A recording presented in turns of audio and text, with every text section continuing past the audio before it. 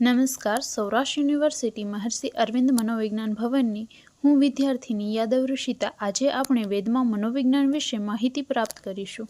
વેદોમાં ભારતીય સંસ્કૃતિ અને જ્ઞાન પરંપરાનો મૂળ સ્ત્રોત છે. સામાન્ય રીતે વેદોમાં માત્ર ધાર્મિક ગ્રંથ તરીકે જોવામાં આવે છે, પરંતુ હકીકતે વેદો માનવ જીવનના તમામ પાસાઓનો ઊંડાણ અભ્યાસ કરે છે. તેમાં ધર્મ, વિજ્ઞાન, ચિકિત્સા, સંગીત, જ્યોતિષ સાથે સાથે મન અને મનોવિજ્ઞાન અંગે પણ મહત્વપૂર્ણ વિચાર રજૂ થાય છે. વેદોમાં માનવ મનને સમજવા માટે મન, બુદ્ધિ, ચિત્ત અને અહંકાર જેવી માનસિક શક્તિઓનું વર્ણન છે. ત્રિગુણ સિદ્ધાંત દ્વારા વ્યક્તિના સ્વભાવ અને વ્યક્તિત્વને સમજવામાં આવ્યું છે.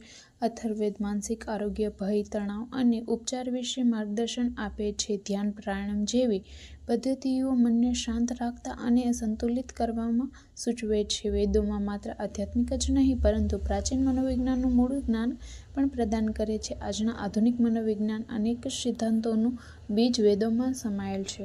ઋગ્વેદમાં મનોવિજ્ઞાન, મનનો વિચાર, ચેતના, ભાવના, પ્રાર્થના અને ધ્યાન.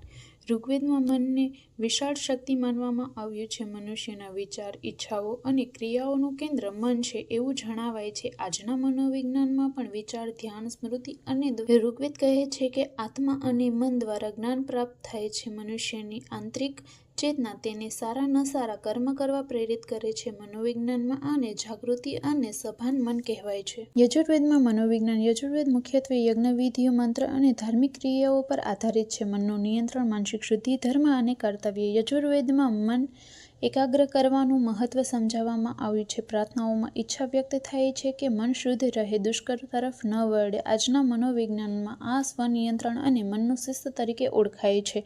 યજુર્વેદ મનુષ્યને પોતાના કર્તવ્ય ધર્મ અનુસાર વર્તવાની પ્રેરણા આપે છે. સત્ય બોલો, ધર્મનું પાલન કરો જેવા ઉપદેશો મનુષ્યના વર્તનને દિશા આપે છે. મનોવિજ્ઞાનમાં આને નૈતિક વર્તન અને નૈતિક મનોવિજ્ઞાન કહેવાય છે. સામવેદમાં મનોવિજ્ઞાન. સામવેદ 4 વેદોમાંનો ત્રીજો છે, જેને સંગીતનો વેદ પણ કહેવામાં આવે છે. સંગીત અને મન, એકાગ્રતા અને ધ્યાન, આરોગ્ય અને સુખાકારી, સામાજિક એકતા. સામવેદમાં મંત્રોને સંગીત રૂપે ગવાય છે, જે મનને શાંતિ આપે છે. સંગીત માનવીની ભાવનાઓને સંતુલિત કરે છે. આધુનિક મનોવિજ્ઞાનમાં આને મ્યુઝિક થેરાપી કહે છે. સામવેદના સ્ત્રોતો સમૂહમાં ગવાતા હતા, એથી લોકોમાં એકતા, સહયોગ અને ભાઈચારો વિકસતો હતો.